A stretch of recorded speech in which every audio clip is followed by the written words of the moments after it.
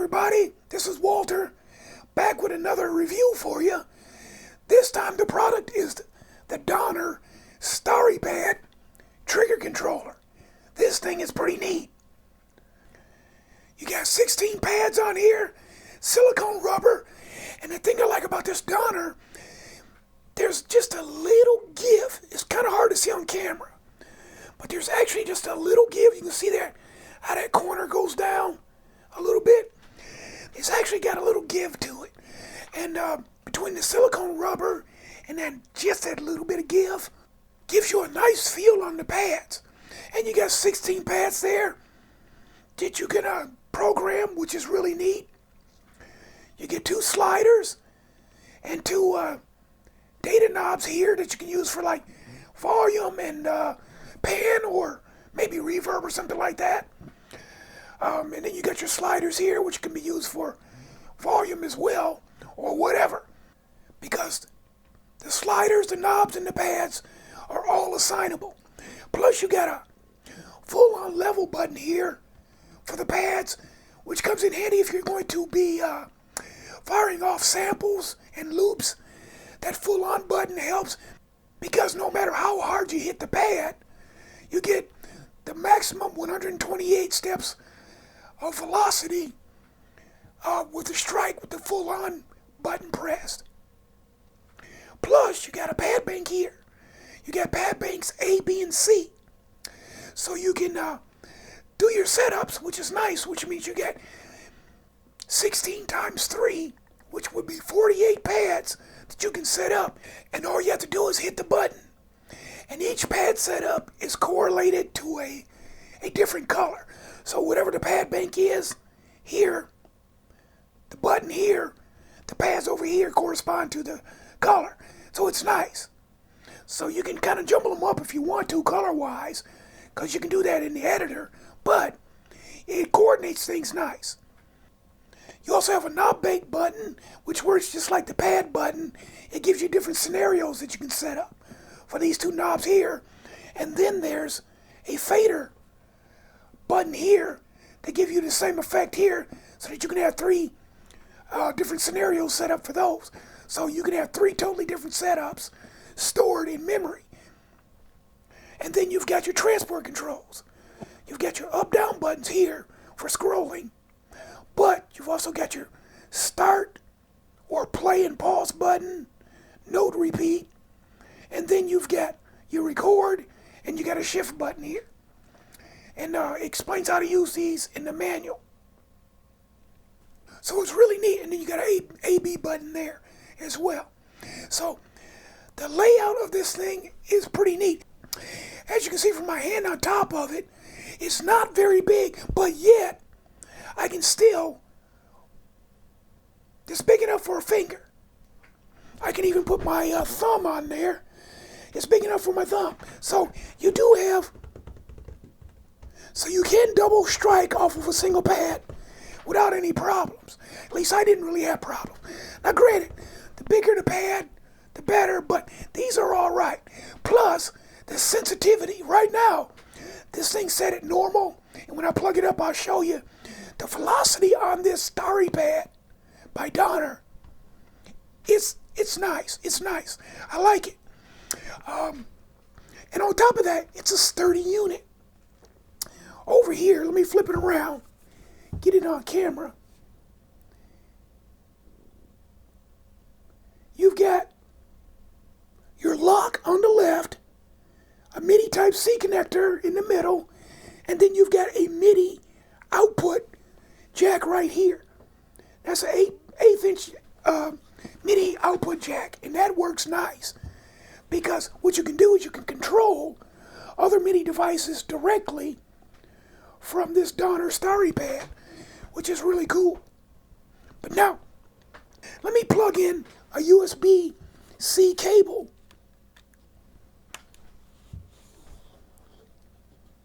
And you can see, you get a nice little fire up, and then you heard the little windows doot, doot, doot, doot, which means that it's being recognized.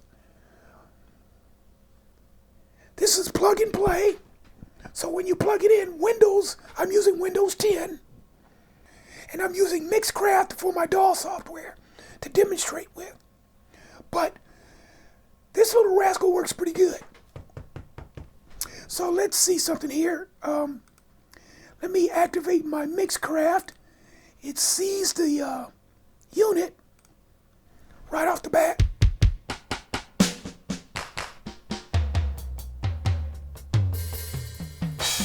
And that's the first bank. There's another bank. There's the other bank. And you can set those banks up, like I say, any way you want with the software. Let's plug up a USB-C cable to the Starrypad and check out the features.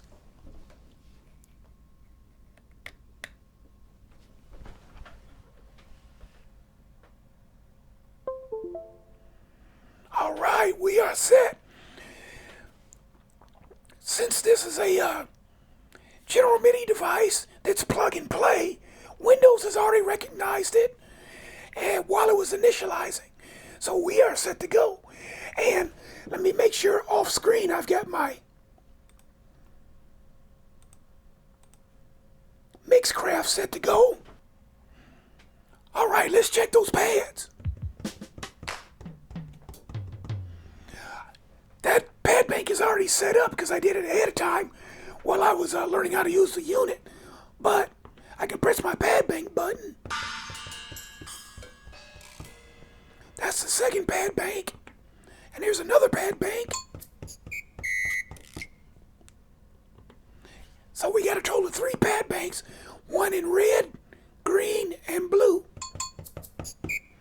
I think I'll leave the one in blue up and we can use that one for editing. So let's go ahead and let's edit some pads and sliders and the control knobs. Now for this, right now we've got sound, but will we be able to keep our sound once I fire up the Donner software? All right, I've got my Donner software open, but I'm still hearing the pads. So I'm wondering, let's go into our options, device setup. I see the Starrypad is listed for the input and output. So I'll click on OK, click on both of those, click OK. Now, under normal circumstances, right now we see factory reset. But these two are not lit up, and they should be, which means that my Mixcraft software right here is blocking. So I'm going to have to go out on my Mixcraft. Just select no on that. Now, let's see if I can do the Donner software again. There. You notice how those lit up? Now they're bright. And when I put my mouse on them, they move around. So, that means that we can only open one piece of software at a time. Just to double check, I'll open my Mixcraft back up. And I'll go in and select a drum track. Or a drum kit, I should say. I'll go with number 2. That'll work. Now, I'm hitting the pads off screen. You don't hear anything. Which means that you can only use one piece of software at a time. This is a common issue that you find with using software editors, is that you get each piece of software wants total control over the device because it does eliminate any possible glitches between both pieces of software using one device at the same time. But I'm going to go in. We got it open. One good thing, I've got my MIDI drum map and my MIDI control change maps that I can use to program. And I'm kind of used to those kits. And since it's laid out in a general MIDI format, we can make it work anyway. So first thing I want to do in the Starrypad Editor, here's our knob editing section over here. Fader edits here. These are all the drum pads. And these are for your keys. Editing right here in global. Things up here. So the first thing we're going to do is go to the pad bank. A, B, and C. Let's see. I think I'm going to go put a factory reset on A. So I'll click A and factory reset. Send data to device, so it's done. So now I'm going to go in and I'm going to make sure I got bank A set, and I'm going to set up the banks right here because it looks like it did do a reset because these are basically in numeric order. If I was to go C, they're out of order, but they're still basically just going up the number path. So we did get a reset. So now I know for sure, let me bring up my MIDI drum map. Kick drum is going to be either 35 or 36. So I think I'll go with 35 for the kick drum. So let's go 35 and 38 for acoustic snare. So let's just do those two first. So right here, we'll punch in 35, hit enter. And I think it was 30. What was that again? Let me double check. 38. And then let's go back. Let's do let's see. Let's go 37 for a side stick and 39 for a hand clap. So I'll go 37. I think 39 is already set. Yep, hand clap would be set. So now let's put the tom-toms in right here. So, grab our map, take a quick look. All right. The high tom is there, 50. So we want 50, 48, 47, and 45. 50, 48, 47, oops, 47, 45, right there. Now, let's do some hi-hats. Gotta have a few hi-hats. Close hi-hat is 42. Open is 46. 42. 46. And then let's just throw a ride and a crash on there. Let's see. All right, 51 for a ride. And then I'll do 57. So 51 and 57. 51, 57. We won't worry about the top 4 banks. That's enough to get us going. So now, I've got that for A, so I want to send this to the device. Send data to device, okay. So now it should be sent. So, what I can do is I can close, I'll shrink down my map and close my Starrypad. Wait, you know what? Before I do that, let's do something else. Since we're in here, let's set up the knobs. So I think, and I got 2 faders, so I think what I'll do, fader number 1, let me bring up my CC map. Control change, there we go. Let's go volume, which is 7, and we'll set that one right here. So we'll put 7 and enter for that. And then I think what I'm going to do over here is, since we're just doing 1 track, I think what I'm going to do is I'll cheat. And I'm going to make that the modulation wheel. So let me grab that number. Modulation fine. And there's a modulation that's more coarse. I'm going to go with number 1.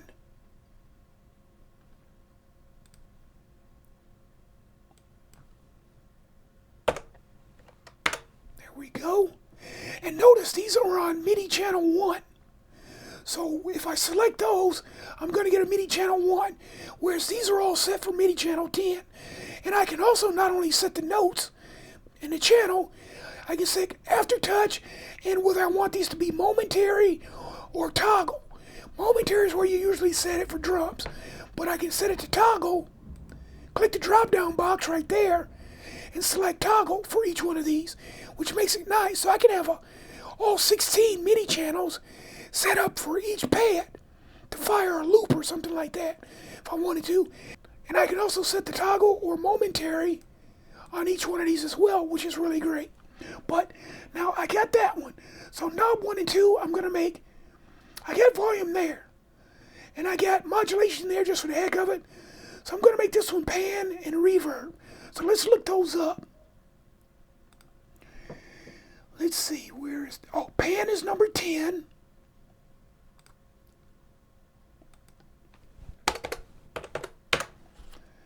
And then we're going to do number 2. So where's the reverb?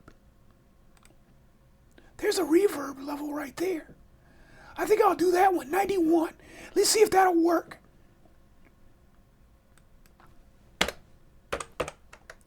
All right, now, send to device. Send data to device, done. Okay, so now I can close this, and we'll see if it actually works. Okay, I had to open up my Mixcraft again so I could get it to connect with the unit again after closing the editor. So now, let's see. Yeah, yep. Ooh, that's nice.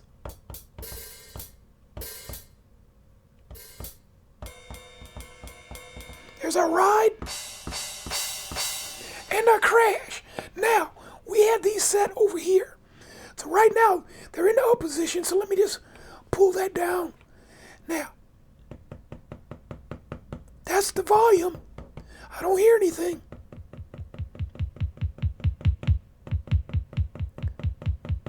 Volume's working real good, real good. So now, over here, we had a pan.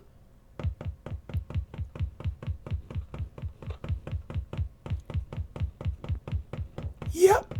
Going to the right. Going to the left. When I first started spinning it, it took it a minute, as you probably could hear, before it went.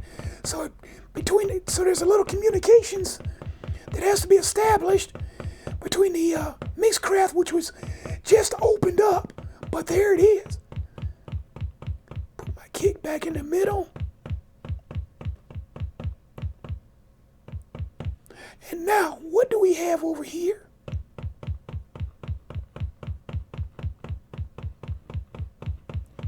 There it is. There's the reverb.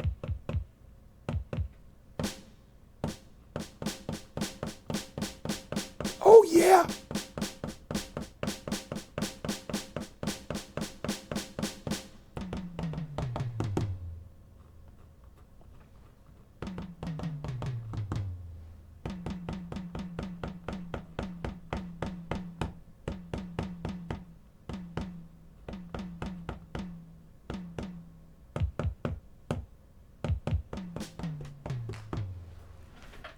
So we can see that those dials work. And this one was set for modulation. So let me, I'll move it up and down a couple times, just so it'll communicate with the Mixcraft. Now, let's see.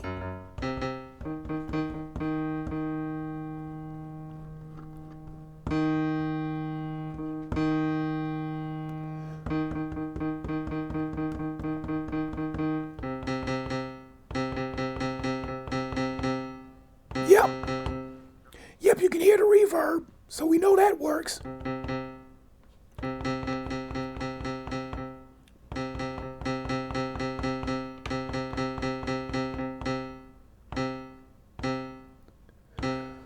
The reverb actually tails off to the right. But now, let's see if we got that modulation. Yep.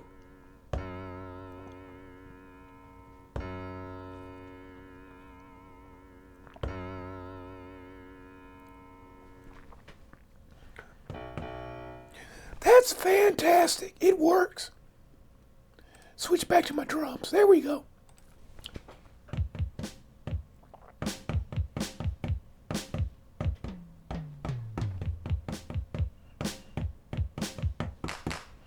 It works great, and I like the feel on these pads.